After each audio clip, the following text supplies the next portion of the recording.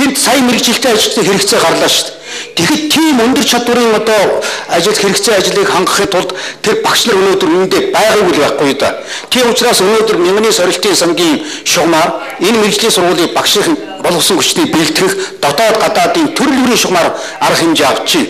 Тэгээ миний бодлоор бол энэ нэг ойрон 3-4 жилдээ болчих бах.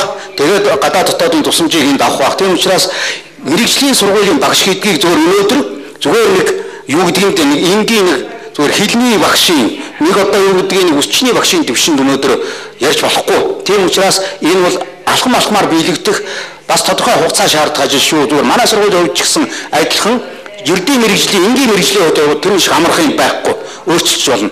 Уулуурхай тэр үйлдвэрийн захилгаан гэдэг нь одоо тийм нарийн мэрэгжлүүдийн хувьд бол хугацаа шаардах гэдгийг хэлмээр байна. За ингээд ганц үг хэлэх болцоо орцсныг ашиглаад хамгийн одоо сүүлчийн миний хувьд тийм ээ. Тэгэхээр өнөөдөр яавал мэрэгжлийн бос сургалтыг Монголын эдийн засгийг дэмжих вэ гэдэг асуудлаар энд байгаа бүх хүмүүс өөрсдөө санаа бодлыг уралдуулж энд суулаа. Тийм учраас миний хувьд юу гэж бодож байгаа нөхдөд зэрэг мэрэгжлийн боловсрол сургалтын хувьд төрийн хувьд зохицуулдаг яамд нь газрууд нь бодлогын хувьд нэгдмэл байх. Сургуулиуд нь ажил олгогчид нь үйл ажиллагааны хувьд нэгдмэл байх. Нэг ийм зүйлийг бодмоор байна. Хоёрдугаарт нь мэрэгжлийн боловсрол сургалтын одоо мэрэгжилтэй ажилтны улс орны эдийн засгийг хангахад давийн өмнө шаардлагатай стратегийн бодлогыг маш аралтай гаргах хэрэгтэй байна. Миний бодлоо. Гуравдугаарт нь түрүүний тэр хүний хөгжлийн тухай асуудлыг үндэсний хэмжээнд зохицуулсан тэр бодлогыг хэрэгжүүлэх хэрэгтэй байна гэсэн ийм гурван зүйлээр үгээ төгсгөлээ. За баяртай. За баярлалаа. Нэг сэтгэл зүй хүмүүжил эрх холбоо гэсэн хоёр асуулт үлдсэн. Хариулах хүн байвал хариулаарай. Тэрнээс гадна одоо ерөнхийдөө дүгнэлтийн үгээ хэлээд явчихуу да. Минут. Хугацаа л хэтрээ явцсан. Тэр асуултын хувьд нь хэтэрхий товчлчих шиг боллоо.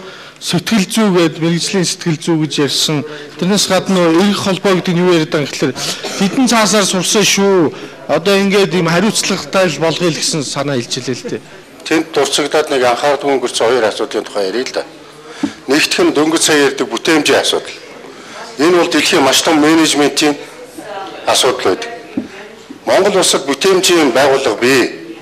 Гэхдээ энэ бүтээмжийн байгууллага нь өнгөрсөн жил Азийн бүтээмжийн байгууллагын том дарга нар нь ирчээд надтай уулзахдаа Монгол улсын бүтээмжийн байгууллага 20 жилийн өмнөх байдал дээр буцаад очлоо гэсэн.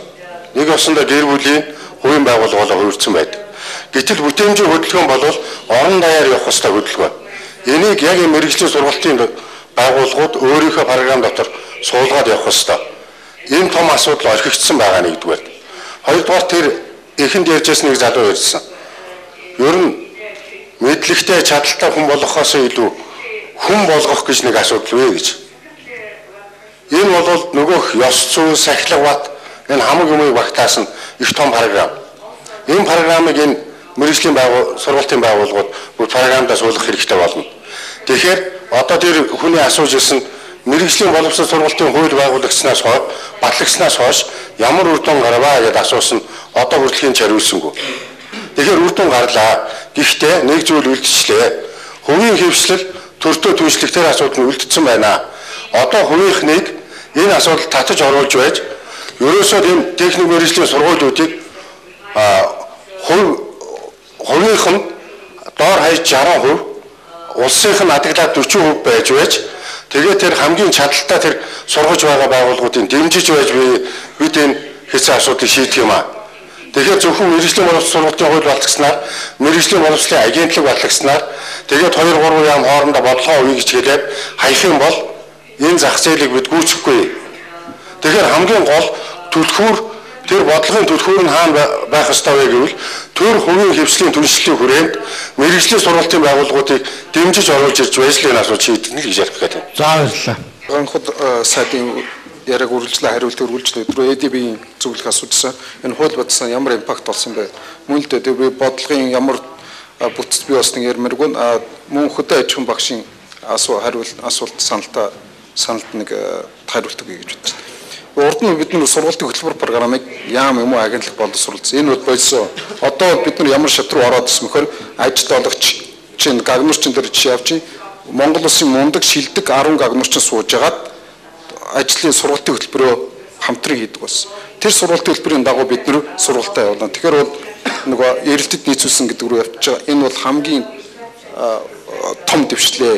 Тэнд бол эхний шатанд явсан ба бидний оюу толгой компани хөрөнгө оруулалтаар 18 мэрэгчлээ Монголд анхны удаа чадамжаас суурилсан сургалтын тогтолцооны ишгэл анхны гараа буюу ажил олгочдын өөрийнх нь хүссэн үлээгээд байгаа тэр хүний захиалгыг ажил олгочоос суулгачаад ажлын зураглал гаргаад тэрийн сургалтанд оруулж байгаа. Энэ бол эхний ээлжийн яваад энэ 9 сараас шинэ явна тэгээд 1 жилийн дараа анхны төгсөгчд гарна. Тэгэхээр бол энэ нөгөө ажил олгочд олгодгүй хүмүүс гарч ирэх юм.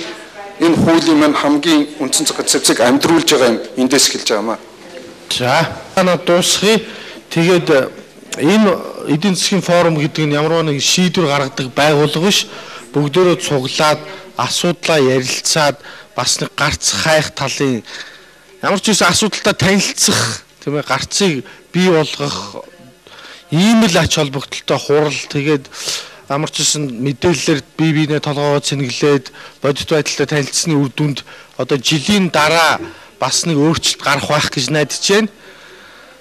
Тэгээд өнөөдөр энэ хуралд оролцсон та бүхэнд баярлалаа. Баяртай. Дараагийн жил хүртэл баяртай.